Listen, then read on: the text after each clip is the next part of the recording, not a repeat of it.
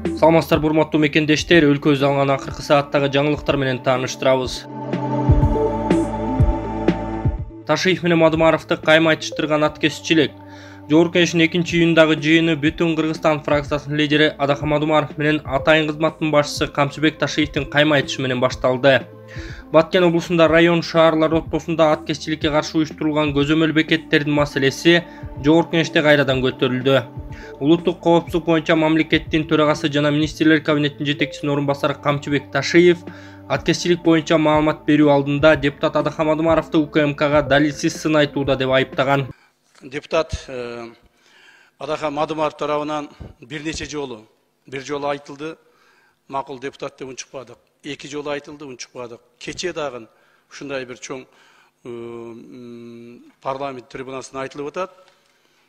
ГКМБдын сотрудниктери элдин канын соруп атат, жон терисин шылып атат деген мааниде ушундай сөздөрдү айтып атат.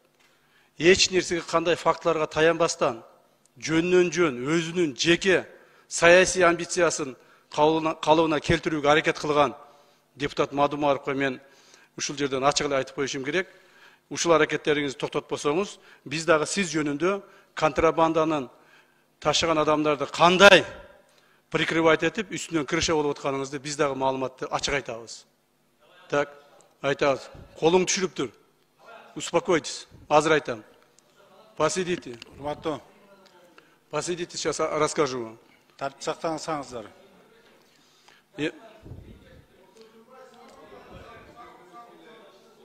Сабыр кылып турсуздар.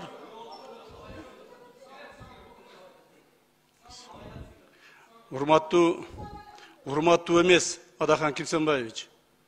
Мен ушул фактларга мына келип атам, шашпай туруңуз, азыр айтып берем.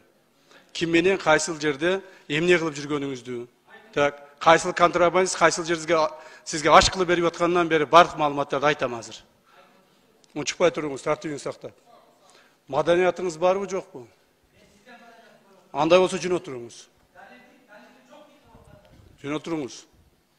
Ал эми депутат Мадумаров отурган ордунан далил менен сүйлөө деп кыйкырды. Мадумаров менен Ташиев кайма айтышып, аларды спикер Талант Мамытов сабырдуулукка чакырган.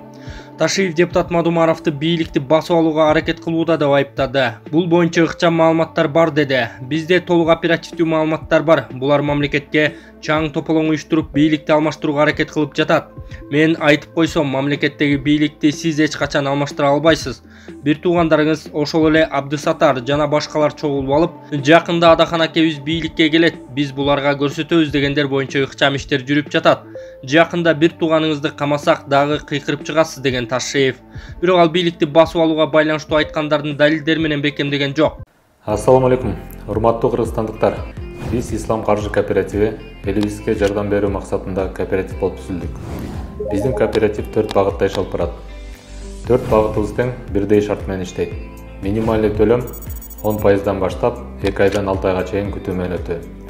Биринчи багытыбыз турак жай. Турак жайды сизге 25 жыл аралыгында максималдуу 150 000 долларга чейин алып берүүгө мүмкүнчүлүгүбүз бар. Экинчи багытыбыз автоунаа. Автоунаанын бардык түрлөрү, спецтехника, айыл чарба техникалары дагы. Төлөп бүтүү мөөнөтү 10 жыл, максималдуу 50 000 долларга чейин. Үчүнчү багытыбыз бизнес. Адал бизнестин бардык түрлөрү, айыл чарба, мал чарбасы. Төлөп бүтүү мөөнөтү 12 жыл, максималдуу 120 000 долларга чейин. Төртүнчү багытыбыз рефинансирование. Эгерде сиздин финансылык уюмдарга кандайдыр бир карызыңыз болсо, аны жабууга да жардам беребиз. Төлөп бүтүү мөөнөтү 15 жыл, максималдуу 100 000 долларга чейин. Ислам каржы кооперативи сиздин ишеничтүү өнөктөшүңүз.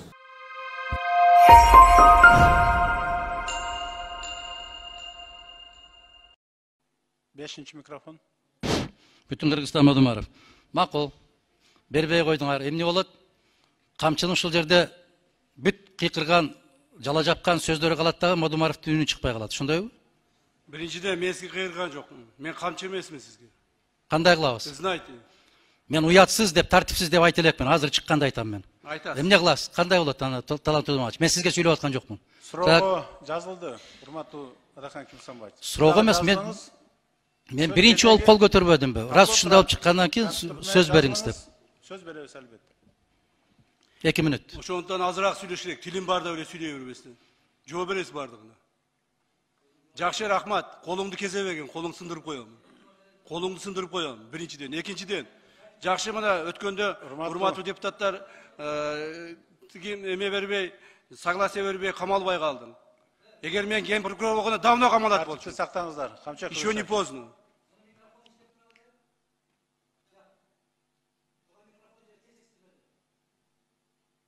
Тартипти сактаңыздар. Регламент менен, мыйзам менен иш алып барсак. Ар бир жерде өзүнүн эрежеси бар.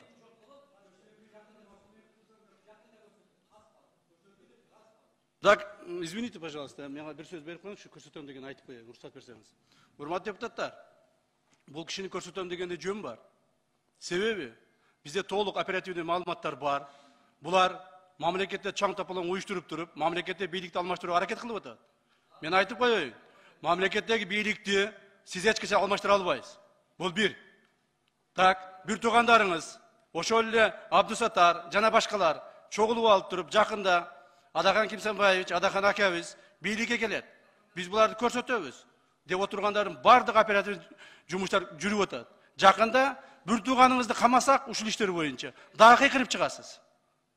Ошондо эч нерсени көрсөтө албайсыз. Сиз көрсөтө турган адамдар өтүп кеткен уже. Хорошо? Рахмат. 5-нчи микрофон процедурный. Талант Турдумович, келген кишилердин микрофону эмне тынымсыз иштеп турабы? Же Ташиевке өзгөчөбү? Эгерде ошондойлор болгон болсо, бүтүндөй барып алып барып, могу жерде бир жаман адат пайда болду азыр бийликте. Аябай көрүнгөн кишини сабап кыйкырып коет, КТРЛтерден сайратат, аймак деген, регион дегени бар сайратат. Ал заманыңызда өткөн. Эгерде мына ушундай болуп көрсөтөбүз деген болсо деп, сөздү бурмалабагыла, силер сөздү түшүнбөйсүңөр. Ал сөзгө түшүнүш үчүн дагы көптөгөн жылдар керек. Билип атабыз сизди билимдүү экениңизди. Сиз түшүнгөнүңдү көрүп атам, бир дагы айта албайсың. Сиз мамлекет үчүн бир дагы жакшы. Мына ушул жерде айтып атасыз. Бүт баарына крышавать этип деп. Крыша болуп аткандардын бүтүндөй барып четинен кама. Четинен кама, мен кол чабам.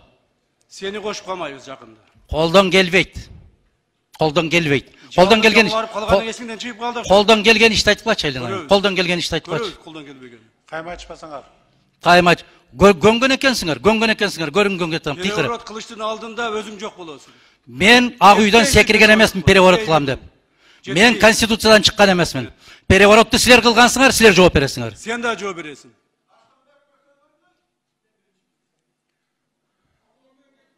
Табло менен кетели, урматтуу коллегалар.